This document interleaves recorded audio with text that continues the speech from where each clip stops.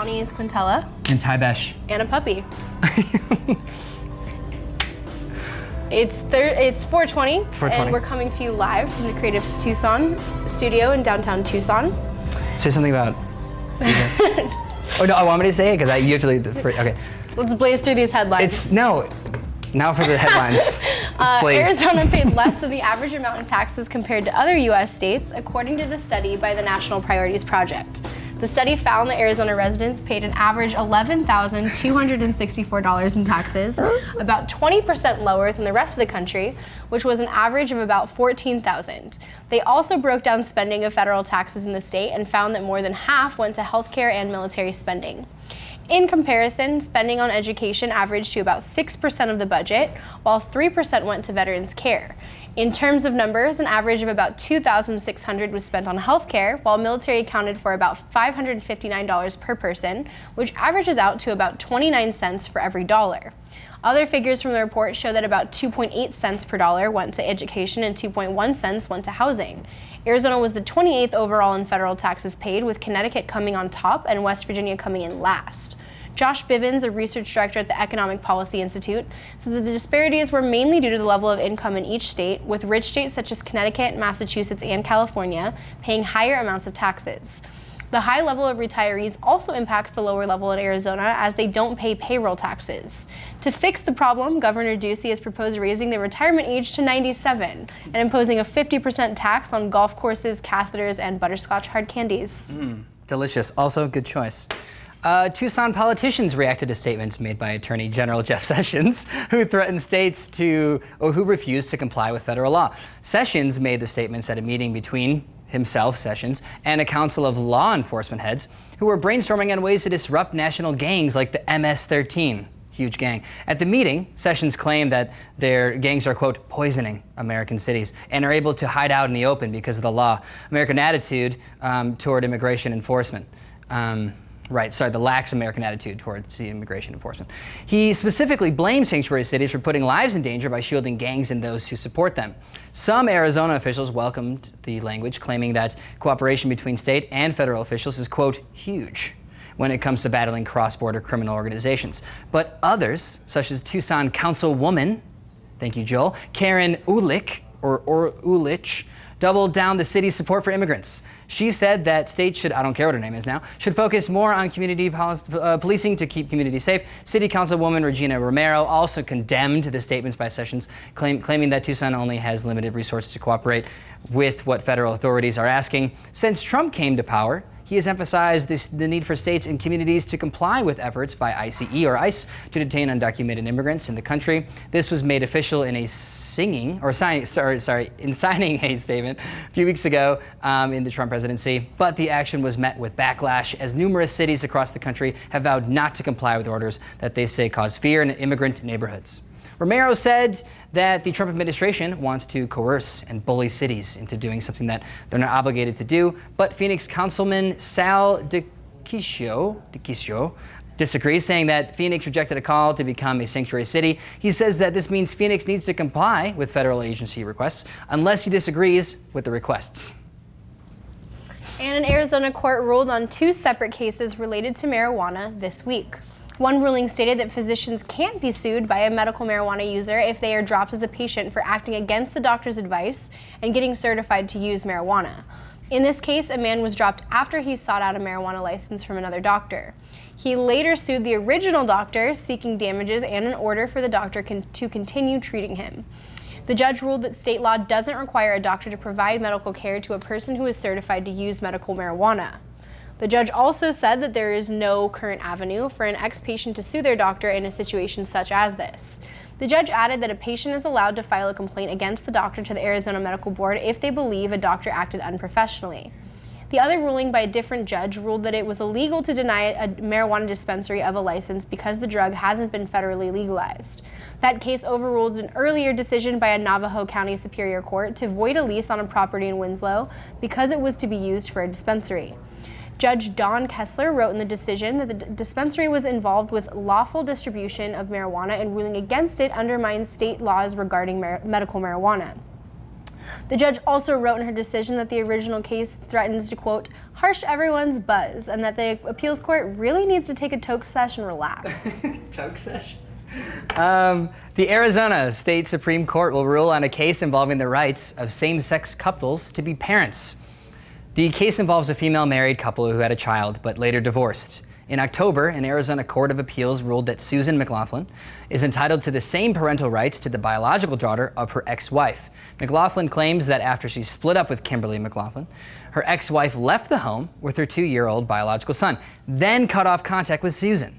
Susan McLaughlin then filed for divorce, of course, and requested custody rights, which the court allowed. But Kimberly McLaughlin, they both have the same name, still appealed, claiming that Susan was not the actual parent, therefore shouldn't get the parental rights of the child. LGBT rights groups collectively threw up their hands and said, we're sitting out on this one. Agreed. Understood, yeah. An ASU robotics professor has developed a mechanical backpack that makes loads feel lighter. Could have used that for the trip I just came back from. Yeah. Thomas Sugar built what he calls the Pogo Pack, which uses several battery-powered springs that drive a plate up and down. The plate continually shifts the weight out of a backpack's cargo as the wearer walks, making it feel lighter. Sugar said that he uses an inertial sensor like that used in a cell phone to track the movements of whoever wears the backpack so that they can be measured and the weight adjusted as appropriate. He said that he began developing the pack after he was contacted by Army officials who were trying to figure out ways to make the soldiers' packs, which can weigh up to 120 pounds, lighter when they have to travel. Sugar has also experience developing exoskeleton devices or mechanical body coverings for soldiers in the field. But don't expect to buy a robot backpack anytime soon. Sugar says that a consumer model is still a long time from becoming a reality, as he's only at the prototype stage. He's also waiting for more battery and technology to improve, as this is still an obstacle for wearing the packs for long hikes. But he pictures a future where solar panels will help recharge the batteries so people can rent them for long hikes, such as the Grand Canyon. He also pictures a future where the backpacks start their own utopian society after rebelling against the humans, but that's a whole other story. I was gonna say, by the time this gets like GoFundMe money, we're all gonna have droids anyways, so we don't need backpack, whatever. Follow That's you fine. with your gear. Yeah, exactly. Yeah, follow me, droid. I wanted to take a moment. Yay! I wanted to take a moment to talk about the program you're watching right now. Here at 5 on 20, we are undertaking a new kind of citizen journalism. We are going to give you the news as we see it and as she sees it. And we want more people to speak up with us. So we need writers, hosts, anchors, camera people, sound people, the whole gamut. The times require a new way of informing ourselves. So join us, do it right now. Email us at info@creativetucson.org to get involved. And if you think there's a story we're missing, a person we should interview, an upcoming event we should cover, or have any news tips for us, shoot an email to info@creativetucson.org. You can trust us.org. We are here for you. And we want to cover all the stories from all points of views, so don't be strangers, you guys. Now let's go over to national and international news. Let's do it. Let's do it. A massive rally in Venezuela resulted in at least 3 deaths yesterday as protesters took to the streets to rail against the government of Nicolas Maduro. The organizers dubbed the event the mother of all protests, as hundreds of thousands turned out, according to several independent Venezuelan media outlets. Carlos Moreno, a teenage student who didn't plan on joining the demonstration, was shot in the head during the rally. Witnesses say that government supporters approached an opposition gathering and began shooting at protesters. Later in the day, a 23-year-old woman named Paula Ramirez was also killed by pro-government groups, according to the Associated Press. Since last week, 5 Venezuelans, including a 13-year-old boy, have been killed in anti-government protests. Venezuela is suffering from food shortages and massive inflation in the triple digits. The rallies are also targeting the Maduro government for what they claim is a creep toward a dictatorship. Maduro has tried to tighten his power on the South American country. Maduro backed off of a proposal that would have decreased the power of the opposition-led legislature because mass protests broke out after the ruling. The country's Supreme Court, who is loyal to Maduro, originally granted him the increased power before Maduro changed his mind. Maduro's opponents in the legislature are calling for new elections, which Maduro has postponed until next year. This was a few months after Maduro canceled a referendum that could have ousted him from power. Maduro says that the opposition is taking order from the U.S. and is taking part in a conspiracy to destroy the country's socialist system. On Tuesday, Maduro announced on state TV that the U.S. government has given the green light for a coup process in Venezuela. This brings back bad memories for some Venezuelans who still remember the 2002 coup attempt against former Venezuelan President Hugo Chavez. Also today, American car manufacturer GM revealed that their factory in Venezuela has been taken over by the Maduro government. The company has suspended all operations in the government and has called the act a, quote, illegal seizure of its assets. About 2,700 workers were employed at the plant, who GM says will get separation payments. The Maduro government did not respond to inquiries, but there's still been increasing reports of broken down GMC Jimmys littered around yards in Caracas. Jimmys! Great machines. In what is certainly just a coincidence, Ivanka Trump's brand was granted approval in China on the same day that her father met with the Chinese president last weekend. Chinese President Xi Jinping visited Mar-a-Lago, or the Winter White House, for a meal, and to watch Trump carry out airstrikes for after-dinner entertainment. But on the same day, Ivanka Trump Marks LLC was granted 3 new trademarks for her brand of jewelry, bags, and spa service, according to released documents. Since Trump's inauguration, Ivanka's brand has received 4 trademarks and has 32 others currently pending. While she no longer manages the company, of course, she still technically owns it. Wonderful. Which has ignited criticism over possible conflicts of interest. No, wait. This has become a bigger issue when Ivanka took an official advisory position in the White House. Right, I remember that. Since taking the position, she's been frequently seen wearing her own clothing. Duh. U.S. law prohibits government officials from dealing in government matters that could enrich their business or their spouses. Since most of the products offered by Ivanka's brand are made in China, she could directly benefit from U.S. policy on trade or China's currency. Ivanka's attorney has said that she will recuse herself if there's a conflict of interest. Yeah, once she figures that out. However, she declined to answer any question about the trademark appearing to create a conflict of interest. So she won't even think about it. In completely unrelated news, Chinese President Xi Jinping has been sauntering around town in fuzzy knee-high boots. Do we have a photo of that? 3 current and 4 former unnamed U.S. officials told Reuters that a Russian think tank controlled by President Vladimir Putin designed a plan to affect the outcome of the 2016 election. The officials described 2 confidential documents from the think tank that lays out the strategy used to influence the election. Russia is accused of pushing propaganda and possibly launching cyber attacks on Hillary Clinton in order to sway the election. However, the issue has become politicized, with the other side calling the claims a modern-day witch hunt.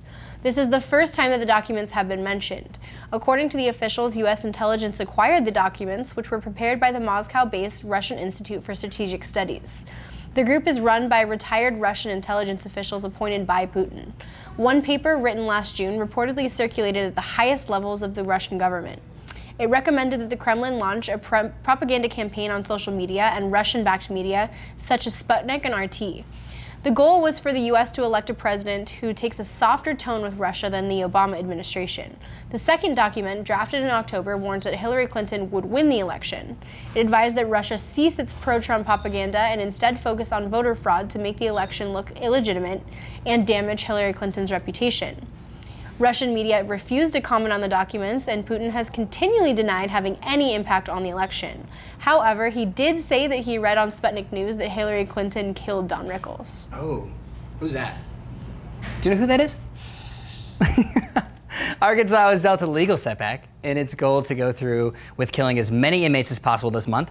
The state planned to execute 8 people over 11 days, the most since the death penalty was reinstated in 1976. One of the cases involved the drug vicuronium bromide. We'll say that. The company that makes the drug, McKesson Corp., sued to prevent it from being used in the execution because they argued that it would harm the company's reputation, which, I don't know if you guys also knew this, the company's been saying that it wasn't meant for this.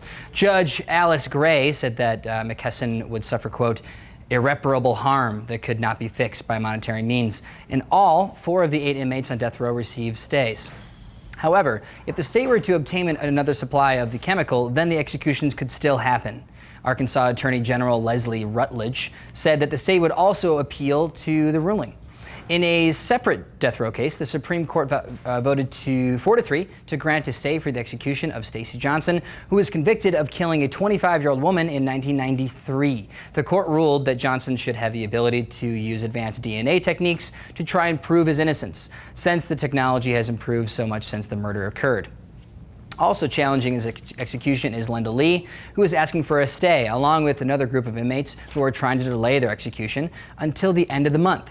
The timing is significant because this would be when the state runs out of the supply of execution drugs, which is why the state is in such a hurry to kill its inmates. In this case, the inmates charge that the decision is contrary to the evolving standards of decency. Arkansas officials argue that this is irrelevant because the state hasn't yet evolved its concept of decency. A mother of 4 from Ohio is being deported by the Trump administration even though she doesn't have a criminal record and has been in the country for 15 years. Maribel Trujillo is being sent back to Mexico, a clear sign that the administration is cracking down on immigrants who lack a criminal history, which is a sharp shift from the Obama administration. Trujillo was put on a plane yesterday after spending a week in a Louisiana detention facility. Her 4 children, including a 3-year-old child with disabilities, were left behind as their mother returned to a country that she hasn't seen for close to 2 decades. Trujillo does have the choice to bring her children to Mexico, but they have never been to the country, and their mother claims that her native city is dangerous and she would not want her kids raised there. Her lawyer, Kathleen Hirsch, said that this is evidence that Trump is not focused on deporting criminals, but has no problem separating families. Recent studies show that the first 3 months of the Trump presidency resulted in steep increases in arrests and detentions by Immigration and Customs Enforcement, or ICE. So these are the bad hombres that Trump talked about during his campaign. Do you feel safer now? Damn. 2 decades in Ohio. The Trump administration is expected to name a representative of the shadow banking industry to an important advisory role. Randall Quarles is expected to be named the Federal Reserve's Vice Chair of Supervision. This would put Quarles near the top of the most powerful financial regulatory in the U.S. government. He comes from the so-called shadow banking industry, which includes hedge funds and private equity firms. They're called that because these companies do not have to disclose investment activities, even though they engage in the same type of lending as do banks, of course. The shadow banking industry has been criticized in recent years for the lack of transparency and the risk to the larger financial industry. Well, Quarles served 2 terms in the Treasury Department under both Bush administrations. It's his tenure at the Carlyle Group that's raising concern. The Carlyle Group is a $169 billion private equity monster, of which Quarles was part of the financial services team, which is registered in the Cayman Islands. A well-known text, this paragraph is getting great. As part of the group, Quarles was known for scooping up medium to small banks who were failing. Once Quarles acquired the banks, they would receive federal subsidies, which they would use to spin in the company and make a bigger profits. So basically, taxpayers were paying for Carlyle to enrich themselves. And the guy in charge of this plan will now run one of the major regulatories of the financial whatever. Shockingly, Quarles opposed the so-called Volcker Rule, which limits the amount of money that investment banks can use to sponsor a hedge fund or a private equity firm. Imagine that. Supporters of the Volcker Rule say that this is the best way to stave another financial meltdown like that of 2008. In more positive news, the swamp is getting so high that it might just flood the White House. This has been Anais, Quintela. And Besh and Pablo. For 5 on 20 News. Next up, we'll have Sophie with Strong Sound. Stick around for that, and stay high, Tucson. Deported from Ohio.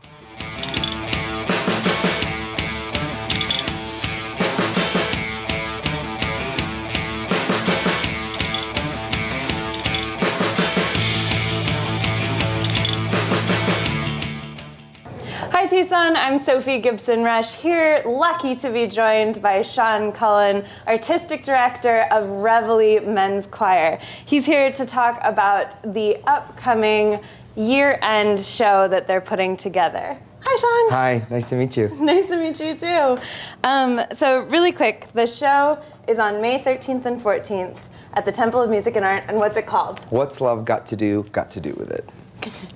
So what can people expect from this show? So basically, it's a take on love in the many ways that it affects us. And so there's going to be happy moments and funny moments. And any way that love can really be attached to a song, we've found a way to kind of deliver it to the Tucson community. That's an enormous amount of repertoire to choose from. Yeah, we're doing everything from the Beatles to some a 90s boy band moment. We're doing some classical music. It's just so eclectic and all over the place, just as love is. Anything tragic? Just as love sometimes is? Love can be tragic and heartbreaking, and so we're going to share a little bit of that too. Cool. Good. Yeah. You've got the We got three everything. We have the dimensions. whole gamut. We have the whole gamut. Awesome. So a little bit about Reveille. What makes it different? What sets it apart? Well, we're the only choral experience in Tucson that's focused around the LGBTQ community, focused on the TTBB side, which is the tenor and bass side. So it's really not gendered, but we are a men's chorus. We're always open to anybody that wants to come and sing with us. We have gay men, bisexual men, trans men, straight allied men. We have everybody coming to sing with us every week. Yeah, so it's more about tone of voice than Absolutely. whatever else you're identifying as. As long as you can sing the part, you can come sing with Reveille. That's so awesome. I Yeah. didn't realize that. So because it's more than just a choir, what would you say Reveille's role in the Tucson community is? We create a space for people to express themselves through music, as well as attach themselves to a mission. Our mission is changing lives through music, and we do that by presenting songs and pieces of theatricality that can impact people and change people's views on diversity, equality, inclusiveness, all those wonderful things that makes a community here in Tucson really rich. Yeah, and we were talking a little earlier, and one thing you said that I really responded to was that it's a place where people can come to socialize, to be together, including the audience. Absolutely. Outside of like a bar. Or Absolutely, something like yeah. that. It's an alternative space. For sure.